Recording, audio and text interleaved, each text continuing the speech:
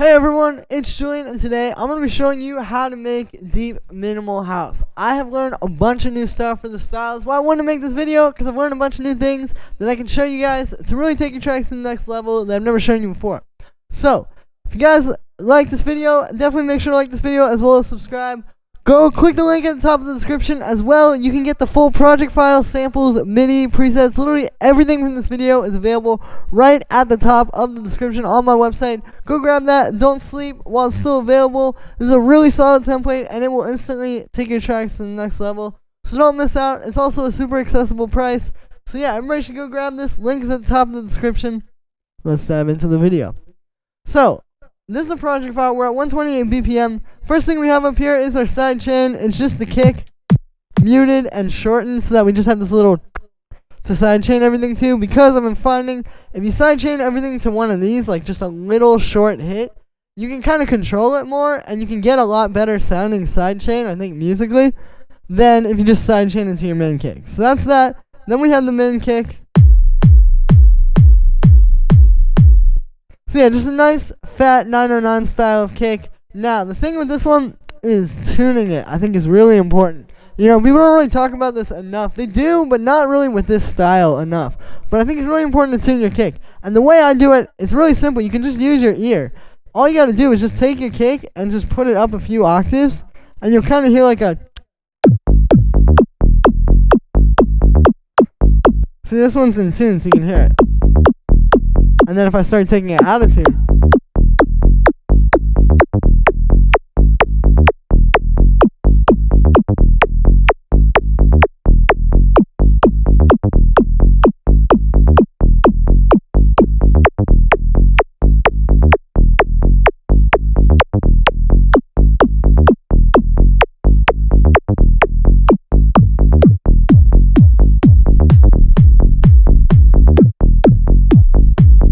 so yeah, it's important to make sure that's in tune, because if it's not in tune with your bass, you're going to run into a lot of issues with your track. And also, like, I think you get a better groove, and overall, like, just that low end is, like, you're going to spend a lot less time mixing it, and it's just going to sound way better. So you got to make sure that's in tune. But yeah, then we have the bass line. For the bass line here, so this is kind of like what's doing the chord progression in the track, right? And with these types of tracks, if you're going to do that type of bass line where it kind of has a progression, the progression pretty much, you want it to happen in 1 or 2 bars. You really don't want a long chord progression with this style of track. So you can see this one's happening in 1 bar, right? What we're doing is it's going G sharp minor, D sharp minor, E major, F sharp major, and then resolving back up to that G sharp minor again. And yeah, so again, actually a pretty simple progression. Like if we're looking at this musically, it's root note, 5th, 6th, minor 7th, root note again. Like, you know, pretty basic deep house stuff. Like these voices I just described, like if you use your root note and the 5th and the 6th and the 7th, that is pretty much deep house right there. So then, for the sound, this one's made with operator. It's no FM though. It's just using a square wave, a saw wave, and then a triangle wave to add a little bit of sub. Going into a low pass filter with an envelope. It's being sidechained to the sidechain up top. And you can hear it's just got a lot nicer groove. Because you're getting this quick, like, pulse. And then we just have an EQ cutting out at 100 hertz, boosting the lows. Then we have this little vocal. So it's just this little vocal sample. I made this little melody, just pitching it around.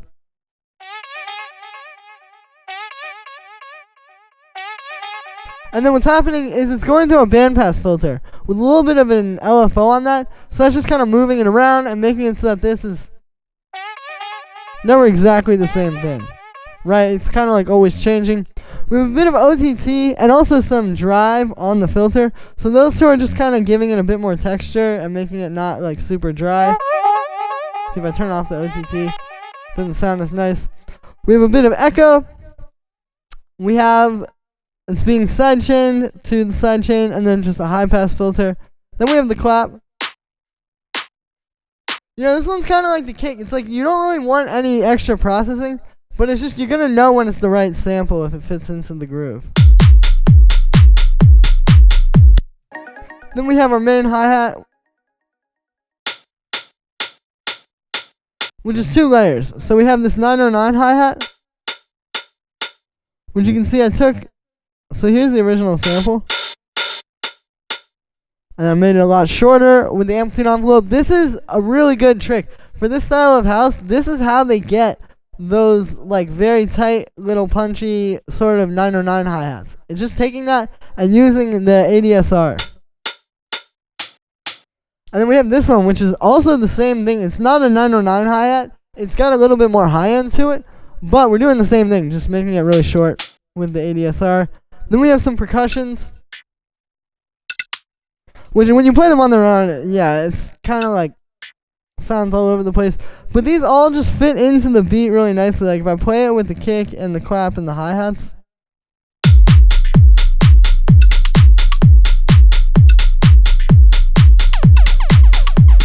See, it's just having all these little sounds just bouncing in and out on some of the different 16 notes. And also you can hear them playing off of each other, like this.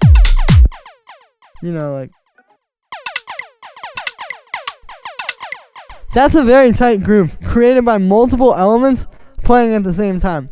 So I recommend just getting started, you know, start with like 2 or 3 of these, just put them in different places, and then make 2 or 3 more that are playing off of what those 2 or 3 that you started with are doing. And then you'll get kind of like this very full thing. We also have this little zap down here. So this is used a lot in these types of tracks. And the way you make this, I make them with operator. It's just a saw wave with a short envelope and then a pitch envelope. That's all it is. And then you just want to finesse the settings on the pitch envelope to really get the right one. Like little changes can make it a completely different thing.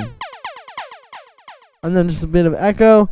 And yeah, there's no processing on the groove of percussion there.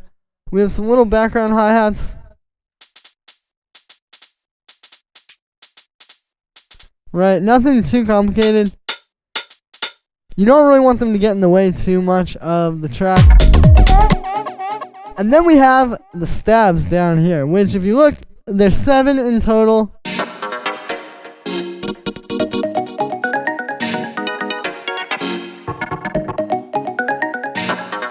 And you can hear these are kind of telling their own story, right? So it's all these little like background things, but it's so much of them and they're so prevalent that like when you solo them on their own, it's its own little groove, right? So the way you're going to do this is like the way I did this here is starting with like simple, like start with like, you know, just these 2, for example, like just.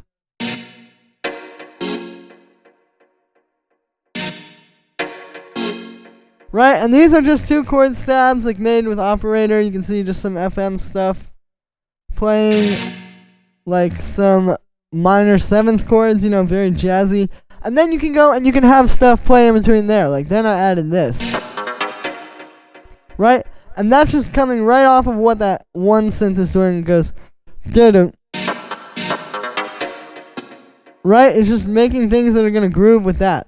And then I added in this little like organ, which is just walking up the scale.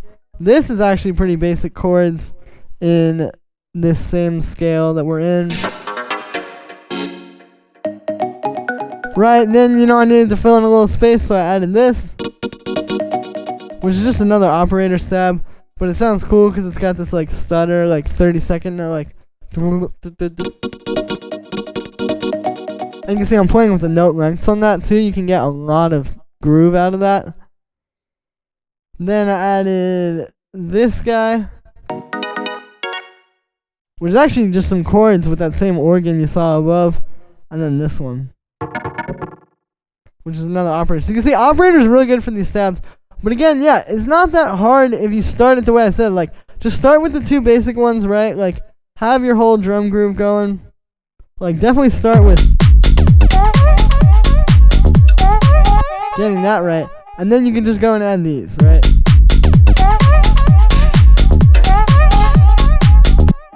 You know, and then you add in this. And you'll start hearing places where these need to fit, and ultimately you will be able to go in there and do it. It's not that hard to make them. Again, they're all just like simple little plucky FM sounds with operator, but it's really just getting that really good groove and having them all play off of each other.